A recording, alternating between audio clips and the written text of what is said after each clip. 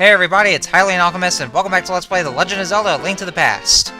In the last episode, we went through the Desert Palace and got the Pendant of Power. In addition to that, we also got the Power Glove. Yes, we got Nintendo's failed NES accessory. Okay, well no, that's not really it. That's just a little item, like something that we can be able to lift up heavier rocks this time around. In this episode, we are going to, well, I would say... Actually, since I recorded this, we, at the end of the episode, a little spoiler here, we are gonna be, we're gonna be reaching our next dungeon. Although, for the majority of this episode, we are actually just gonna be doing more collectathons and all that stuff. And yes, to start things off, I'm just gonna go ahead and kill every single Octorok in sight. Why? Because, well, I felt like it. I always feel the need to kill everything that is in my sight, even though they have done nothing wrong to me. So, in other words, I am just evil like that. I'm just a very, truly malicious person who would do all this stuff. Just attacking everything at sight. It's what I live for. It's the sole reason for my entire existence.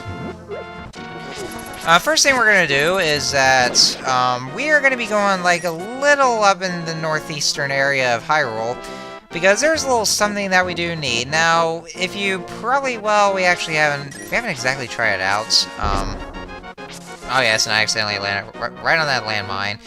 I really ought to be careful with those things. Actually, you should too, because, well, when we are cutting bushes just for grinding rupees, just watch out for the landmines that you'll find here. Yeah, it's always nice just, like, going to the witch's hut just to, just for a little free sample, which actually just restores all your health. So the Power Glove, we can lift up heavier rocks like that. Where you just saw there. And, shit, what was I gonna say? Oh, yeah, what I was gonna say, like, about some kind of certain item that we need. So yeah, if you actually, like, I don't think we've actually done this, but... whenever you try to jump in the water, Link will not actually swim in it. He'll just drown in there and lose a heart for some reason. For some reason, Link can't even swim. And in order for him to actually swim, he needs some certain item in which yeah, see, like that there. And this is what kind of irritates me right here, is that, like, you know, if you, like, you know, just come a little bit close to the edge of the shallow water right here, then Link will actually jump right off automatically, and then he'll just drown right into the water like that. And it keeps happening like that over and over, the way I was doing for some reason. And it can be pretty frustrating, but thankfully though, this is why we're here, is because the item is right here, what we need in order for us to swim, and I'm pretty sure you can already guess what it is. And yes, there's going to be a lot of Zoras and some sudden frame rate drop for some reason, which is why there's all the slowdown. Yay for that. Yeah, those Zoras right here will actually just come around and chase after you. And here we have King Zora. And what he will do is that, he's actually going to sell you flippers. And yeah, you actually find out that he's selling you flippers, because you see he's selling them for 500 rupees. 500 fucking rupees. And that is why you actually need to grind as much rupees as you can. That is why I had to collect as much of them. Because, yeah, you're gonna need 500 rupees if you want Zora's flippers. Yeah, that's a lot right there. Like, seriously, though. Ugh. What a greedy asshole he is. But hey, it's worth it, because since we have Zora's flippers, now we can swim. I think Link would have been able to dive in the water, but I don't think we can right now. I think that might be for later on. I don't know. But yeah, now we are able to swim. I don't know why Link needs flippers in order to swim.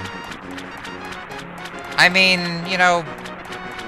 I'm considering that in the timeline, this game took place after Ocarina of Time, and, you know, Link's ancestor, which is, of course, well, you know what I mean, he was able to swim. I mean, well, on the surface, I mean, he couldn't swim underwater, he could just dive down underwater. But I mean, like, well, I mean, you still need the Zora tunic. in order to actually just go, or just stay underwater. But like Link will just dive underwater, but then he'll just resurface after a few seconds. Which is still kind of weird, but hey, at least it's better than just drowning every time just with the water, at least. So anyway, here we have another fairy fountain. This time, what we do here is that, you, throw some items right into the fountain, and yeah, in this case, littering in the fountain. What you want to do is that first you want to throw in the boomerang into the fountain, and then she will upgrade that boomerang for you, which will give us a better range for using the boomerang here. And after that, then you also want to throw the shield, and that will give us a shield upgrade, our very first shield upgrade. And now with that, we can defend ourselves against fireballs. And if you actually, okay, that happened. I don't know why that happened, but that just did. But, if you throw an empty bottle in that pond as well, then, you'll actually get the Medicine of Magic. I think that's what it is. Well, basically the blue potion, I think. I think that's what it is. Correct me if I'm wrong. Oh yeah, another thing I also forgot to mention from what King Zora said. He also say that since you can swim, there's also he also opens up those whirlpools, little tiny whirlpools. Not the ones that the Zoras will come out of, though. No, not those. Like if you see one but no Zoras coming out, that would be a warping whirlpool. And by coming to those, then you'll warp from one location to another. So right now we are in Lake Hylia. So I thought I'd just go ahead and throw that out there. It's kind of funny though, because King Zora, like the leader of all the Zoras, I mean, he doesn't attack you, like, you know, he does, like, he does sell you flippers for a hefty amount of rupees, but, you know, he doesn't even attack you at all. He's not a bad guy. But the rest of his men, they actually attack you, for some reason. I don't know why. It is actually explaining a link between worlds in which, the, Queen of the Zoras, she actually tells her fellow Zoras that they should treat the travelers well, but the reason they attack you is because they just don't listen to her. They are very rebellious. So, yeah, I guess that's probably just one thing. They're just they just do that just to be absolute jerks. That's what they are. They're I mean, you know, they don't seem to follow the orders of, well, I guess in this case, Aghanim. They're just a bunch of jerks. They attack you because of that. So that's basically what the Zoras are. They're just jerks. So, anyways, what I just did there was that, like, you know, that was the Fountain of Fortunes. And yeah, my kind of fortune was big trouble. Oh no! I'm in big trouble! But no, what you actually want to do is that, like, throw in up to 100 rupees and the fairy will come out. What she does is that she'll upgrade either your bombs or your arrows. Well, actually, just both if you just choose one. And you can actually do that as many times as you want, though I'm not sure what is the maximum amount of bombs or arrows that you can upgrade to. But that's basically what I just did.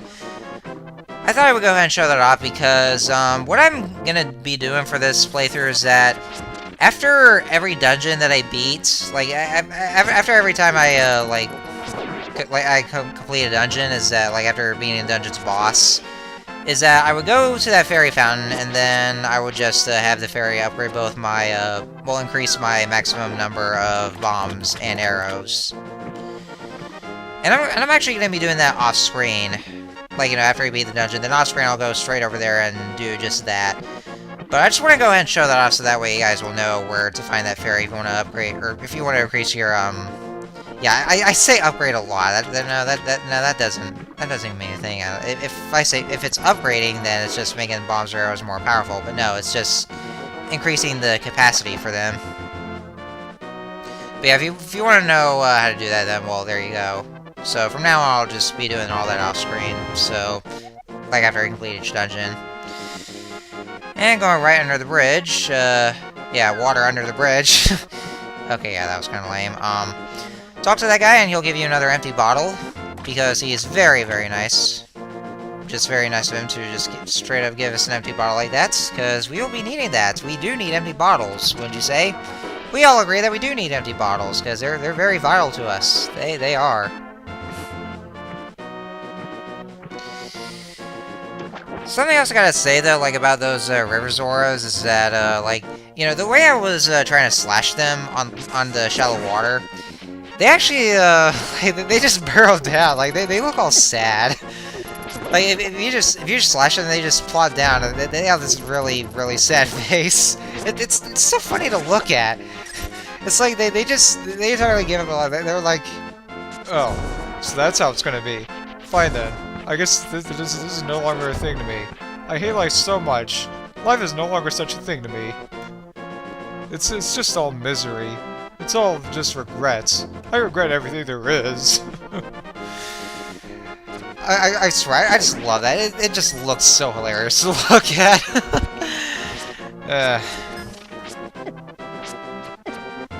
It's also kind of weird though. Like I want to say, like, I know I'm probably gonna go ahead of myself since we haven't gotten to that game yet, but you know, it's just so weird that in Ocarina of Time, like, they just go through a major shift, like in their jump to 3D. Like the Zoras in Ocarina of Time look so different.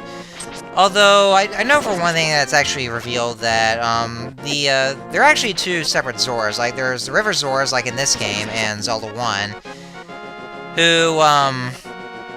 who would just attack you, which, like I said, not because they're being malicious or well, not because they're following orders of a king of evil or anything.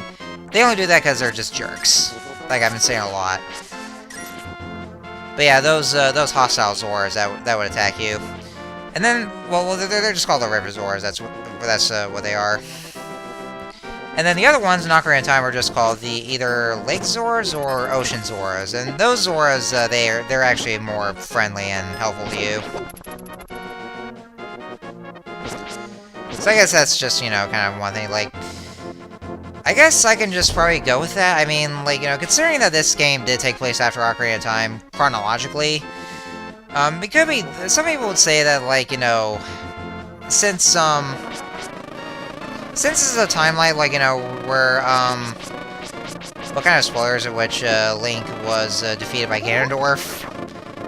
And so, because of that, then the, Zoras of Ocarina of Time evolved, like, they kind of evolve into the more, hostile Zoras. Like, they have their appearance changes and their behavior as well. And so they would just attack us, but no, they actually just explained that they're actually entirely separate beings. I mean, they're still called Zoras, but they're still separate beings. And yeah, I actually kind of cut that there because I forgot that this is the grave that we need to go to. I literally just went through every single gravestone there was. Yeah, but doing some grave robbing there. Anyway. Why does this place look so familiar? I know this kind of room seems familiar, and so does this music. Well, that's because we are back in the sewers of Hyrule Castle. Yes, in the very beginning of the game. Yeah, we remember this place where we had to escort Zelda to safety while in the sanctuary, so that way she can hide from Aghanim. Yeah, we're back here now. And now that we have either bombs or Pegasus boots, I'm still gonna... I would just go for the Pegasus boots instead of the bombs. I mean, just either or, but if you don't want to waste any bombs, or if you don't have bombs at all, then at least you have the Pegasus boots, so you can just smash through the walls. Unless there's some walls in which you actually do need the bombs, but I don't know for sure. But yeah, now that we have those, we can gain access to those other rooms we couldn't before. Although it's just, you know, rupees and bombs. I mean, just pick out, like, no, not really, nothing really special, but, yeah, at least I would just, well, you know, just, maybe just check things out. I mean, no heart pieces, but still.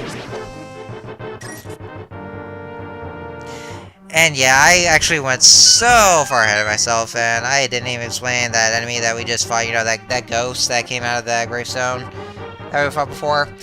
That is what was called a Poe. And, you know, Poes can be a bit annoying. I mean, you have to just, you know, be precise with your attacks. Like, they would just float around, or just hover around. But, you know, just be precise with your attacks just by getting close to that Poe, and, you know... I mean, not that hard, but still, just a little bit annoying.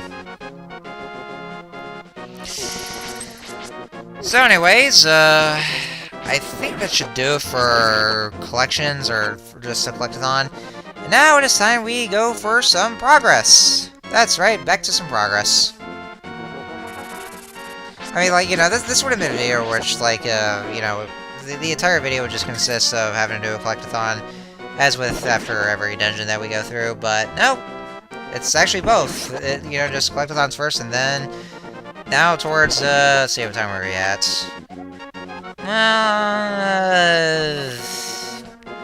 I guess, like, yeah, 5 more minutes, or 4 more, actually. Yeah. For the majority of it is just collectathon, and then progress.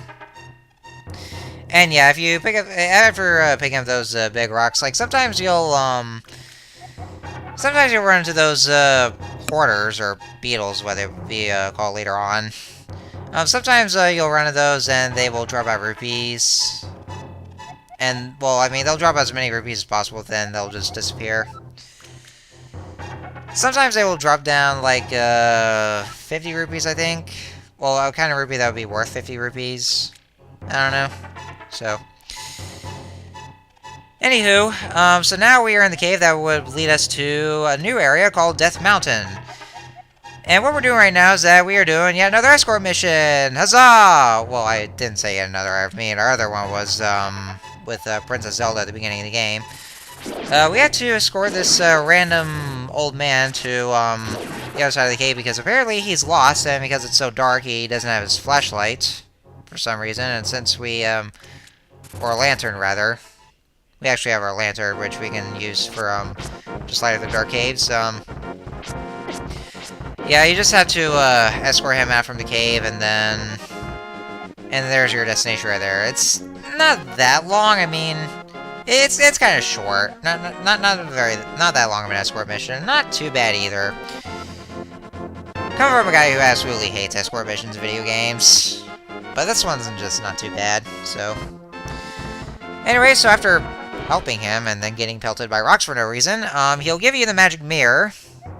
And what that does is that, well, we can't do anything about it now, but there is some certain thing that we're probably going to get to, which, of course, the magic mirror will then have some sort of use for us. And yeah, if you also want to, if you want to restore more hearts, then just talk to him and he'll right back up. So it's actually nice for that as well. It is nice. Anyway, so here we are in Death Mountain, and while we're at it, there's also some new enemies I'm gonna go ahead and go over.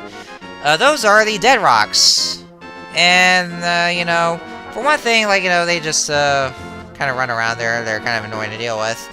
Here's the thing, though: they cannot be defeated at all. The only thing that you can do with them is that if you slash them with your sword or just strike them, the only thing they'll ever do is that they'll just turn to stone, and they'll just stay there for a little while until they start, the sprite will start blinking from the dead rock enemy itself to the stone, and then they'll just come back to life.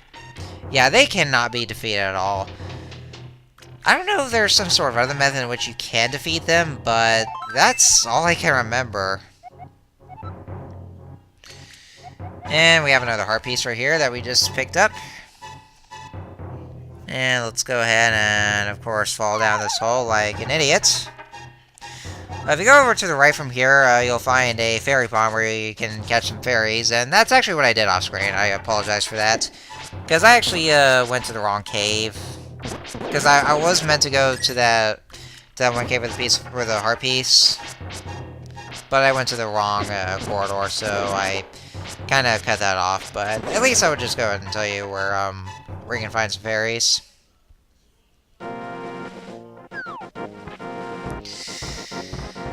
But anyhow, See, something I want to say, like, about scoring the old man, he'll, like, for one thing, he actually does, kind of stop you, and then he'll, tell you which way to go. So at least there's one thing, and there's also some exposition that he can say as well, and holy shit, what is there? What is going on? Oh, God. What the hell? Why the hell am I a bunny? Okay, that's weird. I've been turned into a bunny, and we are in the... Huh. I don't think we're in Hyrule anymore. It looks like Hyrule, but... Where the hell are we? This is so weird. And what is the mystery of me turning into this rabbit? I don't understand. Yes, I've some...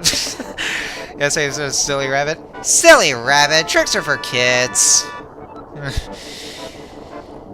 Yeah, I gotta say though, the name of this song, the name of this track that's playing right now is called The Silly Pink Rabbit. I don't know if this was intentional, like they're just going for the reference of the Trix brand, like, either Trix cereal or cereal Trix yogurt. Ah, man, all this time I couldn't even get my hands on, all this Trix flavors. Ugh. I mean, well, I know one of them is like orangey orange, but I forgot the other kind of flavors. Oh shit, my childhood was a lie all along. But yeah, anyway, I'm exaggerating here. So yeah, we actually entered a different world right there, and that world is actually known as the Dark World, and that's actually the earliest we ever came there, because supposedly we weren't supposed to go to the Dark World until a little later. Spoilers, by the way. But yeah, that was actually kind of the earliest we ever went to the Dark World. Yeah, the Dark World. That's, interesting. Never thought that would happen to us, but... Yeah, so by stepping into that blue portal, that actually transported us to the Dark World, and that, because of that, turned us into a rabbit. And it is said that, the Dark World is supposed to, be some sort of, well, they'll go ahead and explain it later on, but... Well, actually, no, they did explain it just now, because we talked to those NPCs in that Dark World. Like, they say that actually used to be the Golden Land, where the Triforce once was, but since some evil twisted it, and of course, those will be in the events of Ocarina of Time, which, not gonna go ahead and explain right now until we get to, until I do a Let's Play of that game. And yes, as you already expect, I am doing a Let's Play of Ocarina of Time. But yeah, they say that because evil twisted, that it turned to the Dark World, and whenever people step into the portal and get to the Dark World, they would turn into any sort of object or animal that would reflect what is in their hearts, like their kind of personality. And it is said that Link's heart is pure, and that is why he turned into a rabbit, but I'm not sure why, though. I mean, usually Link is portrayed as a courageous hero who is, strong-willed and determined, but I don't get how he could turn into a rabbit. If that was what is reflected in his heart. I don't quite understand. I don't get it. But we actually do need to enter the Dark World in order to, well, just cut through there in order to get to the third dungeon. Yeah, that was the third dungeon, by the way. And that's what is needed to reach there. And that's where the magic mirror comes in handy.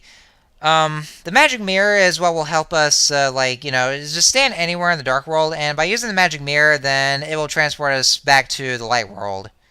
Well, back to Hyrule, but we could also call it the Light World, because that's, what it is. Now, for now, we can only turn to a rabbit, like, once we enter the Dark World, and we can't do anything whatsoever. We can't use our sword, we can't use our items, nothing at all. We can't do jack shit. But there is a certain item in which we can actually change all that. There is an item that would probably prevent us from being turned into a rabbit, and they actually told us what the item was. That was the Moon Pearl. Which I'm pretty sure we will get that item in the next dungeon that we're going to go to. And speaking of which, that's what we're going to do in the next episode. So, until next time, see you guys later. Wow, my outro was kind of short, but oh well, whatever. See you guys next time.